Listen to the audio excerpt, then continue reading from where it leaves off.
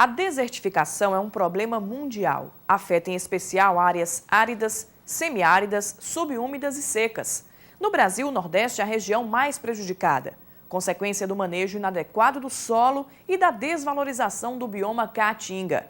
Queimadas e desmatamento são as práticas que mais contribuem para o aumento da área degradada. No Ceará, o sertão dos Inhamuns é a região mais afetada pelos efeitos do processo de desertificação. Felizmente, existem ações para conter o avanço da degradação. É o que nós vamos ver no programa Conhecer de hoje. Predominância do cinza, chão árido do interior nordestino lembra savanas africanas e o verde raro vem dos juazeiros. Homem, agente destruidor. Manejos inadequados na agricultura e na pecuária contribuem para a desertificação.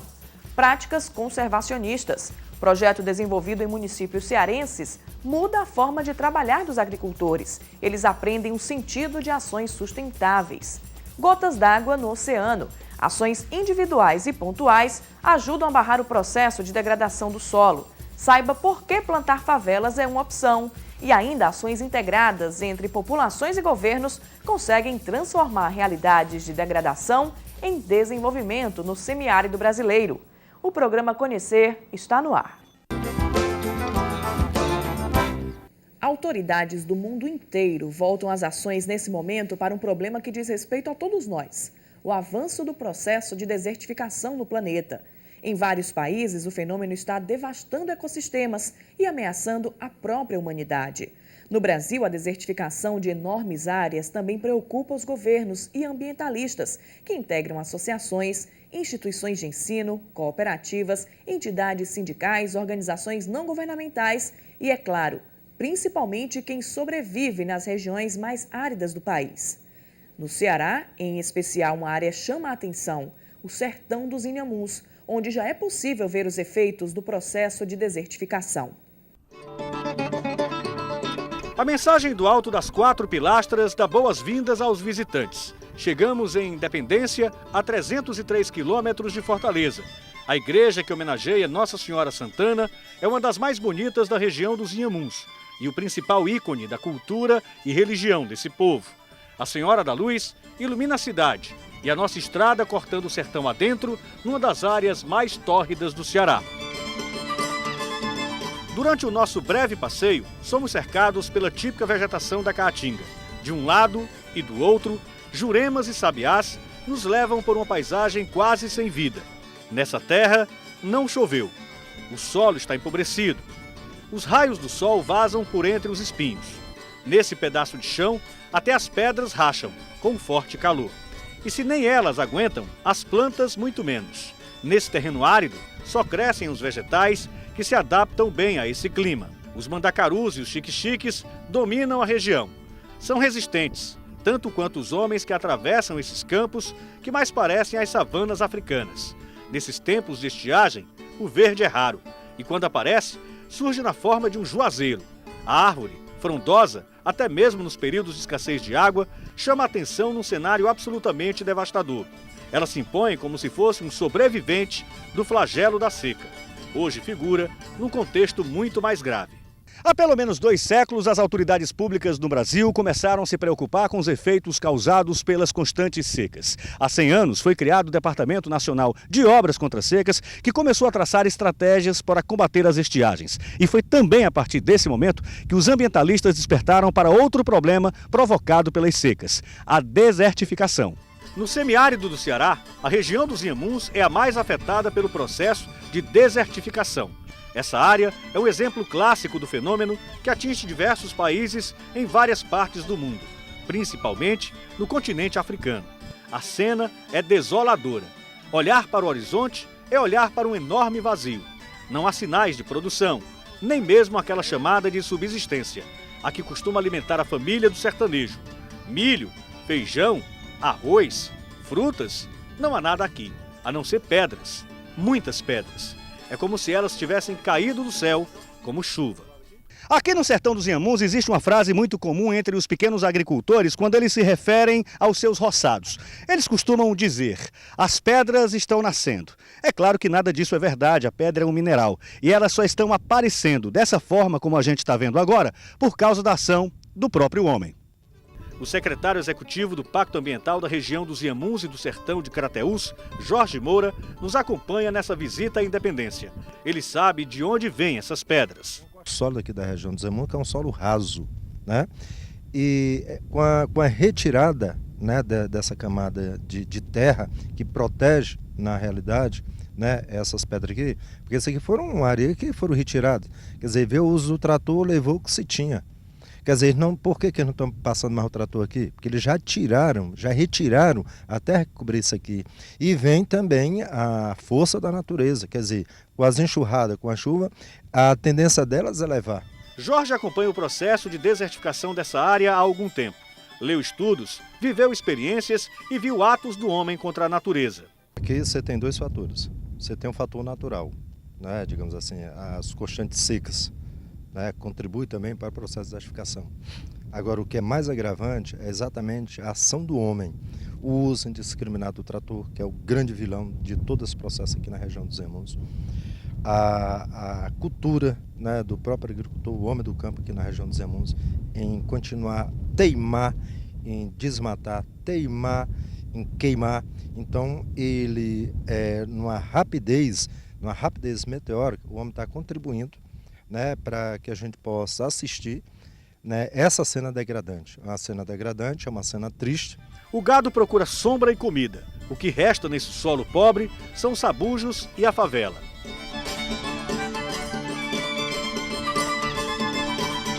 O termo favela nos lembra um cenário urbano formado por pequenas casas de madeira, papelão ou taipas. No sertão dos Inhamuns, favela é essa planta que abriga o ninho de uma ave tipicamente da região, a casaca de couro. A favela, assim como o juazeiro, também é uma árvore resistente às secas. E mesmo num processo avançado de degradação do solo, ela consegue alimentar os rebanhos. A favela, segundo os estudos técnicos científicos, né, já existentes, a folha dela, que ela é uma leguminosa, essa planta.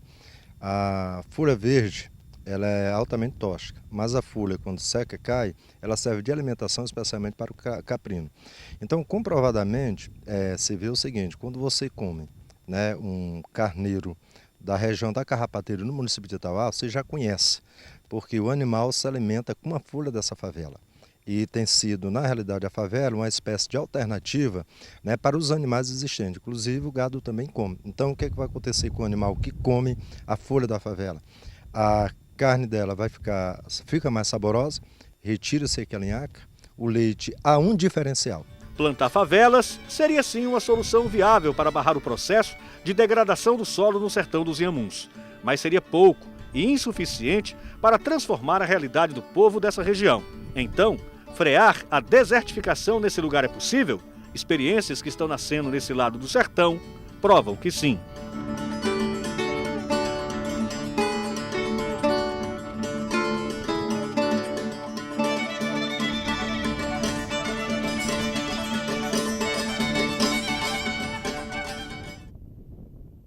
Daqui a pouco, no programa Conhecer, veja como manejos inadequados na agricultura e na pecuária contribuem para a desertificação e como um projeto desenvolvido em municípios cearenses muda a forma de trabalhar dos agricultores. Eles aprendem o sentido de ações sustentáveis.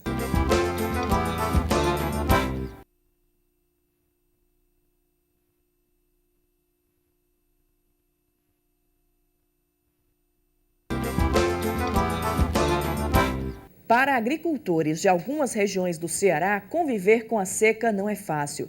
Mas iniciativas pontuais desenvolvidas por pessoas que lidam com projetos para amenizar o sofrimento das camadas mais vulneráveis aos efeitos da desertificação já reduziram áreas degradadas no semiárido nordestino.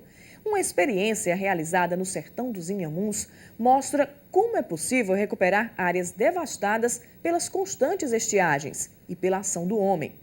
O projeto Aduba Sertão usa técnicas simples para fazer nascer e crescer as plantas no solo árido do município cearense de Independência. O projeto trabalha não apenas a educação ambiental dos agricultores, mais experientes, mas também a consciência de jovens, que vão ter a missão de multiplicar para as próximas gerações os ensinamentos do manejo correto da terra.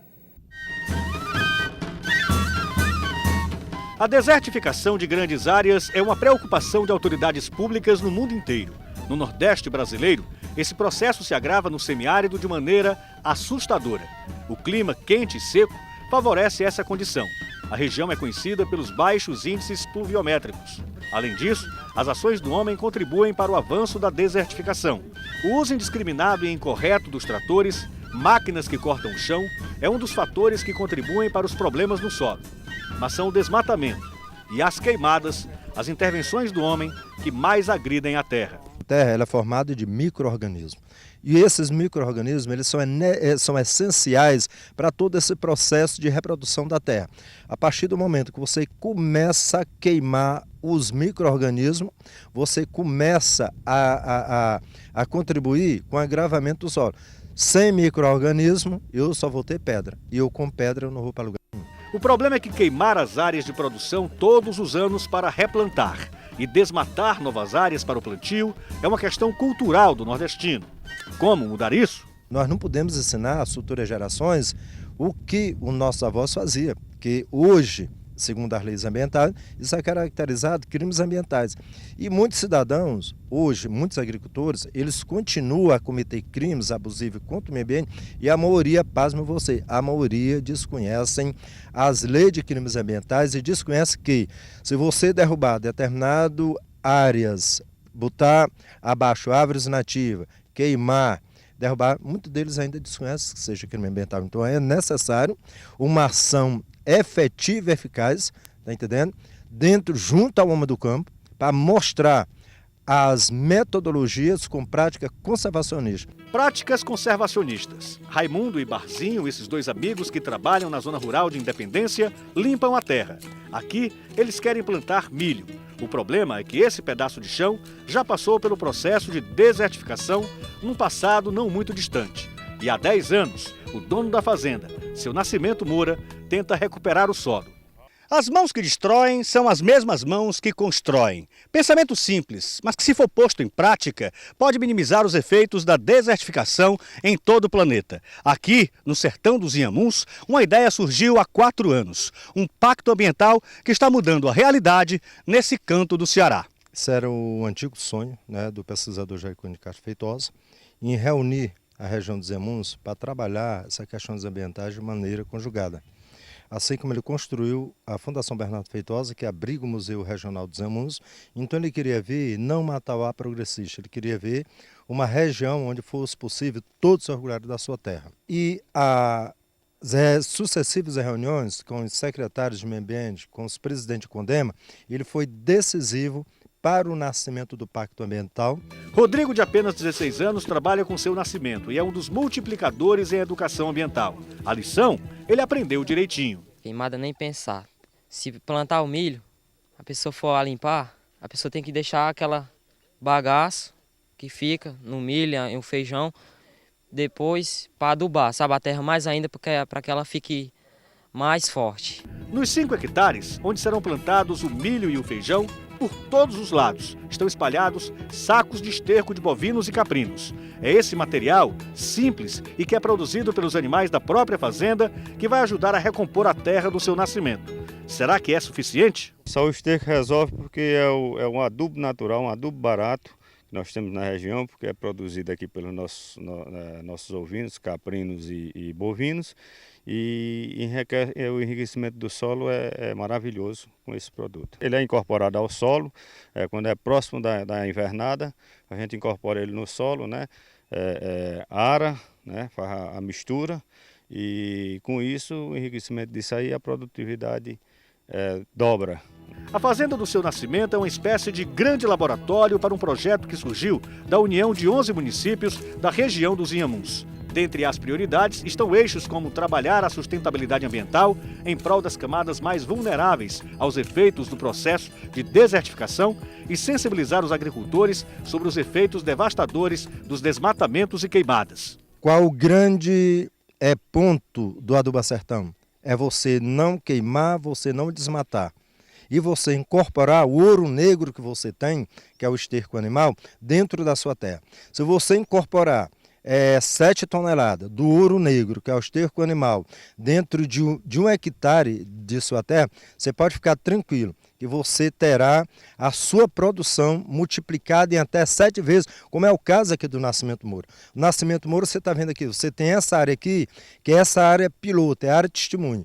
Aqui, 1 hectare de terra, a pobre da terra cansada, a pobre da terra queimada, ela não te dá mais de 800 quilos de milho. Essa mesma área do outro lado, trabalhada com esterco animal, não usando agrotóxico, e como foi ano passado, ele se deu o luxo de retirar 4.600 quilos de milho em área semelhante. O projeto Aduba Sertão já mudou parte dos planos do seu nascimento. Se antes ele queria investir nas culturas mais tradicionais, com medo de perder dinheiro, agora ele sabe que não há limites para sonhar nos 120 hectares da propriedade. É que mesmo timidamente, o fazendeiro resolveu investir em fruticultura e na terra que antes sofreu os efeitos da desertificação e foi recuperada apenas com adubo orgânico.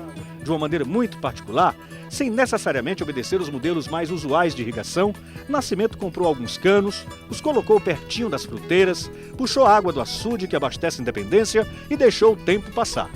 Veja só o que aconteceu nesses 2 hectares. Hoje, ele tem várias culturas num espaço reduzido, mas produtivo. A diversidade no cultivo de frutas no pequeno espaço da fazenda do seu nascimento é uma prova que, dependendo de boa vontade e consciência, o processo de desertificação pode realmente ser revertido. Principalmente a consciência do pessoal que tudo que se plantar nessa região dá e com uma produtividade excelente.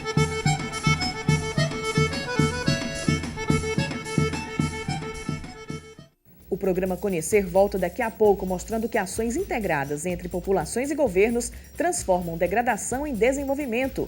A infraestrutura hídrica instalada no semiárido brasileiro desde o início do século passado ajuda a construir um novo cenário nordestino.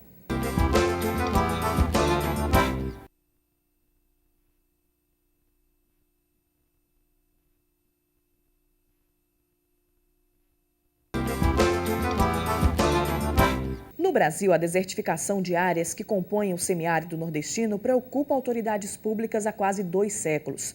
Ainda no período imperial, algumas obras já demonstravam essa preocupação. Foi tentando diminuir os impactos ambientais causados pelas constantes secas que surgiu em Quixadá o açude do Cedro, à época a mais importante construção civil destinada a combater os efeitos das estiagens. De lá para cá, muita coisa mudou. Em toda a região Nordeste foram construídos mais de 300 grandes açudes públicos e quase 700 de médio porte, sem falar nos açudes menores, construídos em parceria entre os governos federal, estaduais e as prefeituras. Outros projetos de irrigação e de criação de peixe em cativeiro também impulsionaram a luta contra a desertificação no semiárido brasileiro. Ações pontuais como a do seu Francisco do Nascimento Moura, no município de Independência, ou projetos de cooperativas, associações ou organizações não governamentais, como o Aduba Sertão do Pacto Ambiental da região dos Inhamuns e Sertão de Crateús, são importantes para viabilizar a convivência com a seca no sertão nordestino e reverter o processo de desertificação no semiárido. Mas essas iniciativas não podem ser isoladas. É preciso uma interação entre todos os agentes envolvidos nessa luta. E o governo brasileiro tem desenvolvido uma política fundamental para mudar essa dura realidade.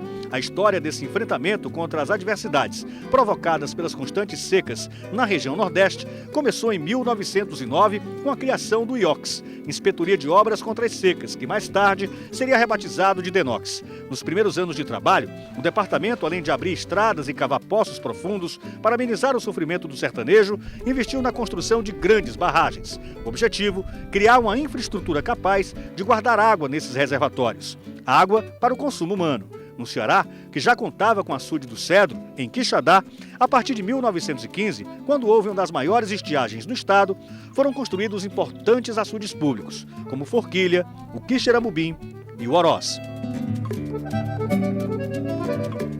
A partir de 1956, já no governo Juscelino Kubitschek, além do Oroz, ainda no Ceará, foram incrementadas as obras no açude Araras e do Banabuiú. Mas em todo o Nordeste foram construídas barragens de grande porte, marcando os primeiros 50 anos do Departamento Nacional de Obras Contra as Secas. Em 1968, em pleno regime militar, com a criação do GEIDA, o Grupo Executivo de Irrigação para o Desenvolvimento Agrícola, o órgão federal deu um passo importante para investir em outra frente de combate à seca, a criação de perímetros irrigados, onde deveriam ser assentados colonos oriundos da própria terra desapropriada pelo governo. À época, essas famílias ganharam toda a infraestrutura necessária para começar a produzir em seus lotes. O projeto Morada Nova foi um importante referencial dessa experiência, que já no seu nascedouro mostrou ser viável. A partir de 1970, houve um avanço significativo dos perímetros em áreas antes somente cultivadas em culturas de sequeiro. As experiências que deram certo e resgataram a confiança e a esperança do homem do campo foram apresentadas a governos e organismos internacionais. Nós participamos de Copenhague, né, no ano passado, e apresentamos um trabalho lá exatamente mostrando que o Denox, nos 120 mil hectares dos perímetros irrigados, na medida que no Nordeste, você sabe que as regiões são áridas, na medida que se transporta água para um perímetro e aquelas culturas que eram caatinga passam a ter outras culturas, tipo banana, tipo caju, tipo manga, é um reflorestamento que se faz e permanente, porque recebe a água da irrigação e, além de produzir esses frutos, também contribuiu para mudar aquela paisagem árida que tinha no passado para uma paisagem verde.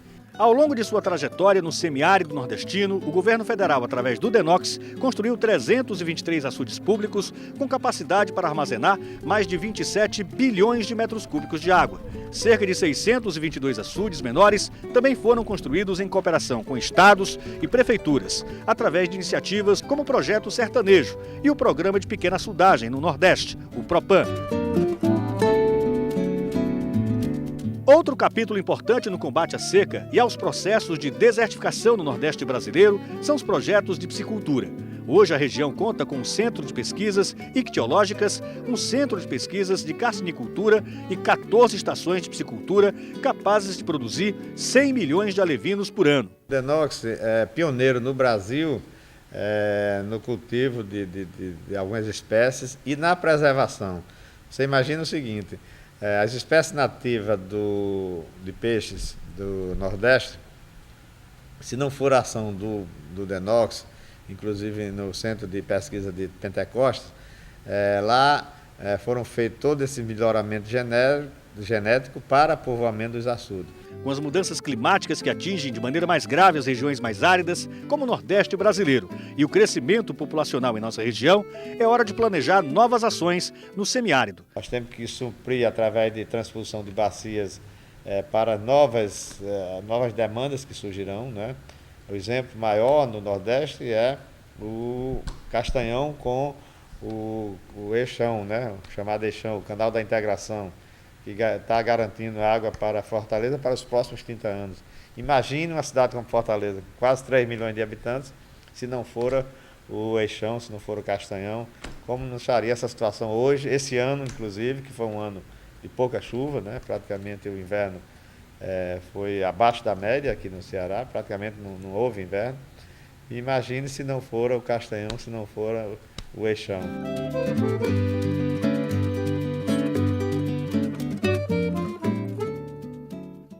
O programa Conhecer termina aqui. Se você quiser se comunicar com nossa equipe, mande uma mensagem para o endereço eletrônico conhecer@tvdiario.tv.br. Um bom dia a todos.